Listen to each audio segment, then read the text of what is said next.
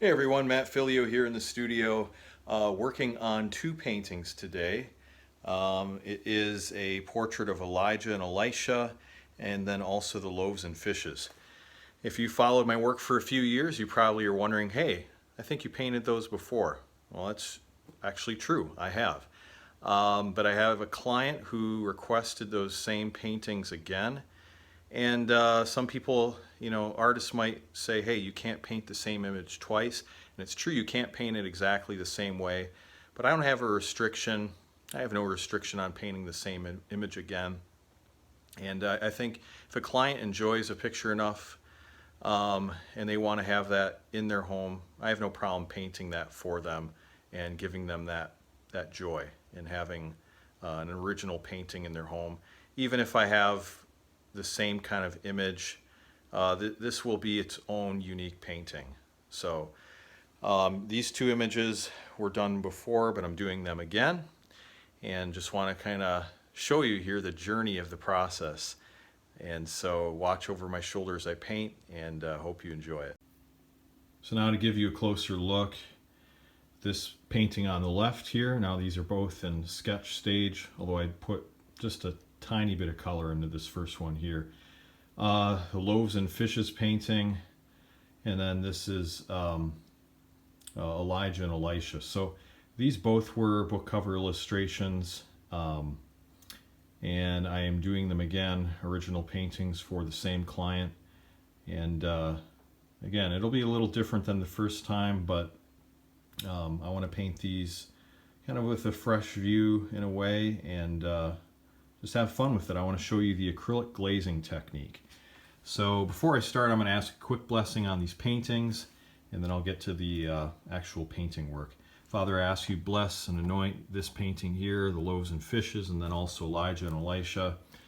And as I'm painting them, Lord, I pray that you would do miracles in our day again, Lord, that you would multiply loaves and fishes in our lives, so to speak, that the things, Lord, that we give to you, you would take them and expand them and glorify yourself with them and bring blessing to us.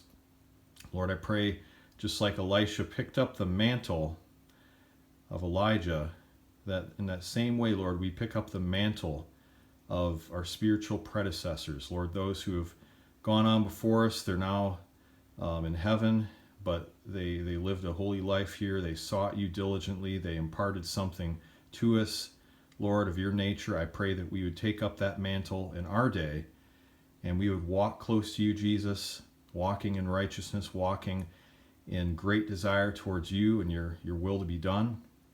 And you would bless us today, Lord, in this generation. But bless the painting, Lord. I ask for all the students watching this, that you would bless them in their own painting practices, that you would help them to develop their techniques, and that somehow, Lord, I could be a part of that, and that you would be glorified in this. I ask this in Jesus' name. Amen. All right, so I got my palette here, usual colors. I got raw umber dark, burnt sienna, raw sienna, ultramarine blue, phthalo blue, alizarin crimson, naphtha red, organic red orange, Indian yellow, and titanium white. And I've already started a little bit of work on this painting here, the loaves and the fishes, but I'm going to work on these kind of simultaneously. And while one is drying, I'll work on the other. Got my Kindle up here showing this is the rendition, the actual painting I did before of the loaves and fishes. And over here is the photograph I worked from, and I took those photos myself and went to the store, bought some tilapia fish and some flatbread, and staged the whole photo shoot for it. So I got that, and then also I got my photo reference of Elijah and Elisha here, so I'm going to be working with that as well. That's something else entirely. All right, let's get to work here. I'm going to work a little more on the loaves and fishes, so I put down some fresh matte medium, and we're going to grab some burnt sienna. That's kind of a predominant color I see, so I'm just going to mix that into the medium, saturate it in the bristles, and want to just develop some initial differences in color and value. So I'm going to block up here to the areas in highlight. Now I'm going to go right up to the edge of the fish because that's a whole different color. As you can see, whole different value structure. The fish is illuminated by the sunlight, so it's lighter in value. But I'm going to start off very, very faint. Behind this I have my colored pencil sketch using, I believe it was terracotta or burnt ochre, I can't remember which, Prismacolor. And that's a fantastic way to sketch on your canvas. It really is easy to erase, easy to work with. And it kind of has different colors that you can use to match your painting instead of just having, you know, boring gray like you'd have with graphite. All right, I'm going to add a little bit of a shadow right here. And we'll leave off right here. And my sketch really shows me where to go with these layers. That's why I put some shading into the sketch. And I started off drawing, so for me it's pretty natural to build up a sketch with a lot of detail and even some preliminary shading work. I'm going to add some layers to the basket. Now you might say, why did you choose burnt sienna? Well, burnt sienna is kind of a reddish brown, and when I look in the picture I see a similar color profile, and so I know that burnt sienna is that predominant color that I see in the background and in the flatbread, and that's why I chose it. But I'll be introducing other colors as well, so it's all just a matter of time. I even see a little bit of that color in here. So I'll put just a little bit of it on the fish. And it goes all the way up to, let's see, this part of the basket. And then right in here I'm going to darken that. And I'm also going to bring the same color, the same glaze, into the shadowed area, because this can't just be straight blue, but it will have absolutely some blue in it.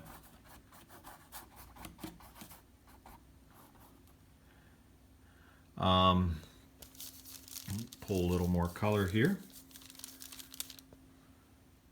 And then let's add some of that right in the ground. I'm going to tell you what, I'm going to have to add, make a little bit more of this mixture.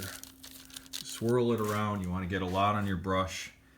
And if you want to find a quick way to ruin your brush and go through them fast, this would be the way. I know that's probably not the kind of tip you want, but I go through a lot of brushes. I buy them almost in bulk. And they're my workhorses. I have some good brushes that I use for the final touches sometimes. But these are my workhorses. I just really scrub them. See, I'm kind of pushing into the texture of the canvas, and then I smooth it out. And that's the way to really develop a nice smooth glaze.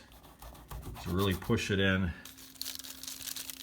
push it into the texture of the canvas, and then you just kind of leave off. See, I'm almost perpendicular here as I start off. Then I fan it out. Now I'm going a little more at an angle. Let's work that in all the way. All right, so now let's add a little more medium here and take a little more burnt sienna. I'm just going to basically stick with this color. Mix a little bit more. Just really scoop a bunch on your brush. It should look pretty saturated like that. And let's kind of move this back a little bit, and let's get some of that into the background.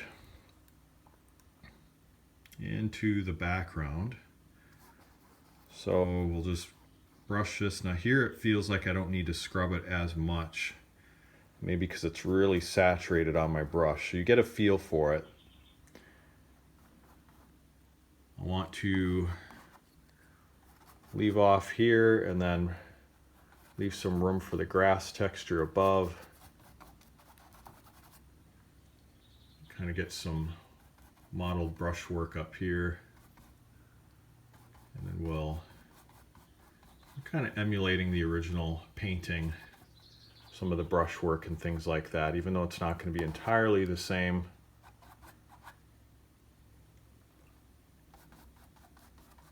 Just want to get that same kind of feel. Imagine maybe there's some dirt behind this, something like that. Now here we might scrub a little more. I really want to get that ingrained in this part of the picture.